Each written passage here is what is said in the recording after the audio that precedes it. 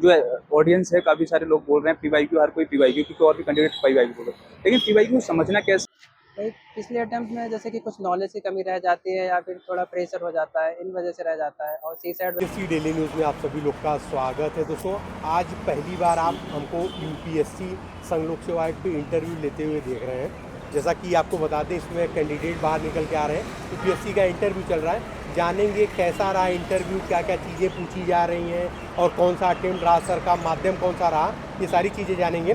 थोड़ा अपने बारे में बताइए, कहाँ से आपका एजुकेशन मेरा बैकग्राउंड? नाम शतांक सत्यार्थी है। मैं शाहजहाँपुर का निवासी हूँ, उत्तर प्रदेश से।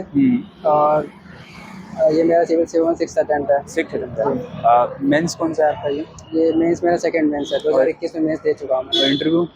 इंटरव्यू मेरा फर्स्ट है। इंटरव्यू फर्स्ट है। तो आज का ऑल ओवर एक्सपीरियंस कैसा रहा? काफ़ी अच्छा रहा। और क्वेश्चन टाइप से नहीं आया, तो ज़्यादातर रैंडम क्वेश्चन पूछे गए हैं। और इतिहास जो ऑप्शनल है मेरा, उससे क्वेश्चन पूछे गए हैं। अच्छा, रैंडम क्वेश्चन थोड़ा रिवील करना चाहेंगे, किस टाइप के रैंडम क्वेश्चन पूछे गए? रैंडम क्वेश्चन न्यूज़पेपर से सेंट्रिक थे। जैसे कि उन्होंने पूछा है टेक्नोलॉजी का क्या इम्पैक्ट पड़ेगा, पॉजिटिव या नेगेटिव। इसके अलावा एक क्वेश्चन पूछा था हैप्पीनेस इंडेक्स है, इसी तरीके से पूछे गए।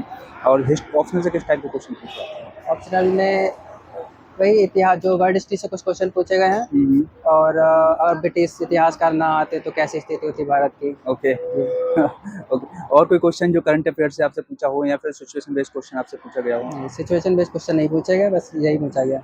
ओके। ये आपका 6th अटेम्प्ट था। जी। 6th अटेम्प्ट, और मेंस कौन सा था आपका ये? Second mains. सेकंड मेंस था।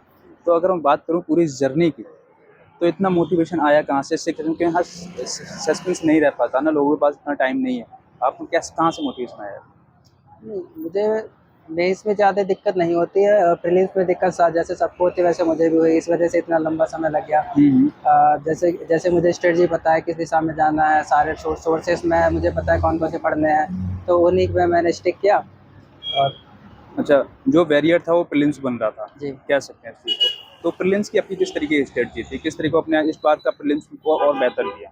प्रीलिम्स में जो स्टैटिक पोर्शन है उस पर ज़्यादा फोकस करता हूँ। और दूसरा जो एनालिसिस है यूपीएससी पीवाईक्यू, उस पर फोकस करता हूँ। बस ये दो चीज़ें हैं। बाकी current affairs confidence boost up करने के लिए होता है। ओके, आपने पीवाईक्यू बोला, तो पीवाईक्यू किस तरीके से करना चाहिए? क्योंकि जो ऑडियंस है काफ़ी सारे लोग बोल रहे हैं पीवाईक्यू, हर कोई पीवाईक्यू, क्योंकि और भी कैंडिडेट पीवाईक्यू बोल रहे हैं, लेकिन पीवाईक्यू समझना कैसे, कैसे उनको टिक मार्क करना है? पीवाईक्यू में कुछ क्वेश्चन होते हैं जिसमें कि हम कॉमन सेंस से कर सकते हैं। दूसरा क्वेश्चन होता है हम उसमें लॉजिक अपना कैसे अप्लाई करते हैं। अगर उसके बारे में हम समझ जाते हैं, यूपीएससी किस हिसाब से ऑप्शन सेट करता है, अगर वो चीज़ें समझते हैं तो कहीं ना कहीं वो हमारे नंबर बढ़ाता है और प्रीलिम्स कट ऑफ क्लियर कर सकते हैं इससे। थीम को कैसे पकड़ें कि ये मेरे लिए बेनिफिशियल है? अगर मैं, ये पीवाईक्यू है और ये क्वेश्चन लास्ट ईयर आया है, तो हम इससे और कैसे क्वेश्चन इसको टारगेट कर सकते हैं कि इस टाइप के क्वेश्चन आगे आ सकते हैं? हाँ, जो पीवाईक्यू कुछ थीम्स हमेशा रिपीट होती हैं, और अगर हम उन डायमेंशंस को कवर करते हैं तो कहीं ना कहीं फ़ायदा करते हैं वो। थोड़ा बताएंगे स्टेप बाय स्टेप? अगर सब्जेक्टिव बात करूँ मैं, हिस्ट्री से लेकर एनवायरनमेंट तक की, तो किस टाइप का आपका शेड्यूल था प्रीलिम्स को लेकर? प्रीलिम्स में वही स्टैटिक पोर्शन पहले कवर करने की कोशिश करता हूँ। करंट अफेयर्स और पीवाईक्यू एनालिसिस, बस ये तीन चीज़ें मेरी स्ट्रेटजी रहती है। इसके ओके। अलावा टेस्ट सीरीज़ में अपना मतलब देख लेता हूँ, मतलब जो तैयारी है मेरी ठीक जगह, ठीक डायरेक्शन में जा रही है कि नहीं। अच्छा, टेस्ट सीरीज आपने कितनी लगाई थी प्रीलिम्स से पहले? ज़्यादा टेस्ट सीरीज़ नहीं, मैक्सिमम 25 to 30 लगाता हूँ, इससे ज़्यादा नहीं ओके, लगाता हूँ। उसमें सब्जेक्टिव थी या फिर पूरा? नहीं, कुछ सेक्शनल लगाता हूँ और बाकी 3-4 कोचिंग्स के मैं फुल लेंथ पेपर लगाता हूँ, जिसमें बाजीराव ये वाली। ओके, तो कह सकते हैं तो टेस्ट सीरीज और पीवाईक्यू का दोनों अहम रोल इसके अंदर रहता है। तो अगर थोड़ी मेंस की बात कर लूँ मैं, तो मेंस की किस तरीके से आपकी स्ट्रेटजी? मेंस के लिए मैं अपने सिलेबस कंप्लीट करने पहले तो कंप्लीट सिलेबस कोशिश करता हूँ। उसके अलावा जो कि टॉपर्स की कॉपीज़ हैं, उनके माध्यम से देखता हूँ मुझे कैसे तैयारी करनी चाहिए। जो उनका स्ट्रक्चरिंग है उसको फॉलो करता हूँ। कुछ टॉपर्स के नोट्स भी मैंने फॉलो किए हैं।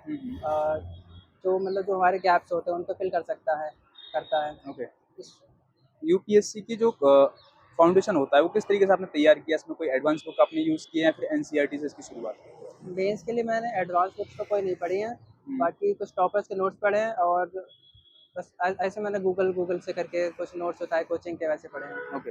आपने कोई एनसीईआरटी नहीं पढ़ी? नहीं, एनसीईआरटी मैंने काफ़ी पहले पढ़ी थी। वो तो मुझे अभी याद भी नहीं है। उस टाइम पे जब आपने फाउंडेशन को हाँ, जब क्लियर मैंने किया था? स्टार्टिंग में शुरुआत करी तब मैंने एनसीईआरटी पढ़ी थी। और ज्योग्राफी की एनसीईआरटी में पढ़ता हूँ खाली, बाकी कोई एनसीईआरटी नहीं पढ़ी मैंने। क्या लगता है एनसीईआरटी रिलेवेंट है यूपीएससी जनरल के लिए? क्योंकि काफ़ी सारे लोग बोलते हैं कि सबसे पहले एनसीईआरटी पढ़ो। एनसीईआरटी देखो, जो स्टार्टिंग से शुरुआत कर रहा है तैयारी, जिसको कुछ नहीं पता है, उसको हम्म, एनसीईआरटी से अपना बेस क्लियर करना चाहिए सबसे पहले, क्योंकि उसके बाद हम चीज़ें फिर अलग तरीके से समझेंगे और जो स्टैंडर्ड बुक्स हैं वो भी हमें समझ में आएंगी। तो सबसे पहले तो एनसीईआरटी पढ़नी चाहिए लोगों ओके, को। ये आपका 6th अटेम्प्ट है जी। और पिछले अटेम्प्ट से क्या बेहतर करने की कोशिश की तब यहाँ तक पहुँचे कि हाँ, ये मैंने इस बार अच्छा किया है?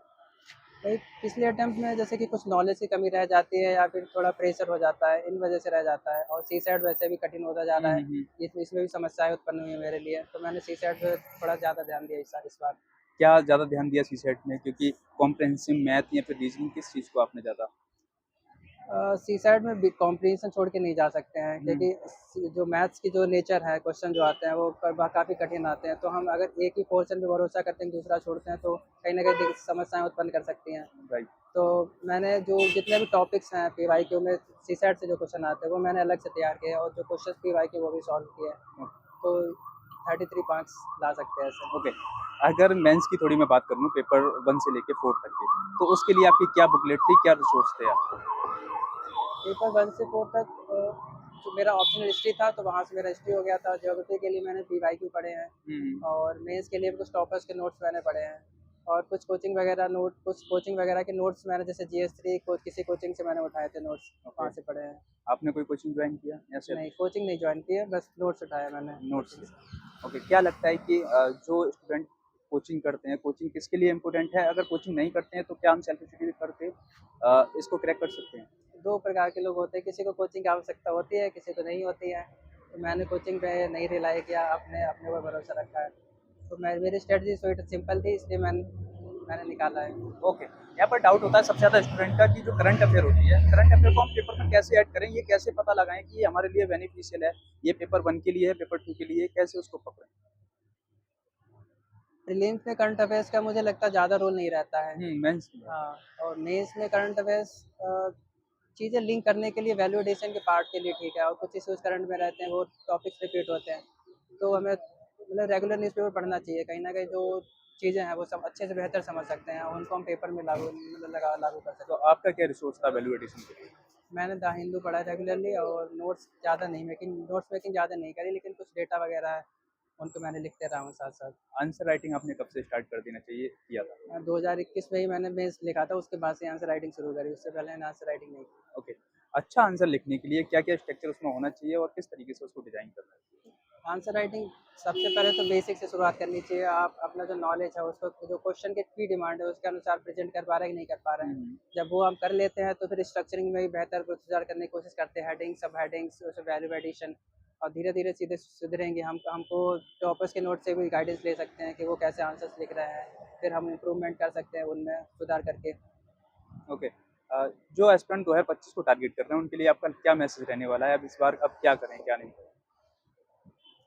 अगर आप लोग 2025 के लिए तैयारी कर रहे हैं तो मुझे लगता है स्टैटिक क्वेश्चन आपको अच्छा होना चाहिए और पीवाईक्यू एनालिसिस अच्छे से करिए, इससे आपका प्रीलिम्स आसानी से निकल सकता है।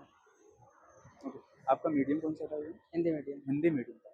Okay, best of luck sir. Thank you. I hope कि आपका ये लास्ट अटेम्प्ट हो इस जी। बार और आई होप गाइस आपको वीडियो कैसी लगी? अगर कोई डाउट है तो कमेंट कर सकते हैं और कैंडिडेट आएँगे उनसे ये कमेंट आपके डाउट को पूछ लिया जाएगा। तो थैंक यू सो मच।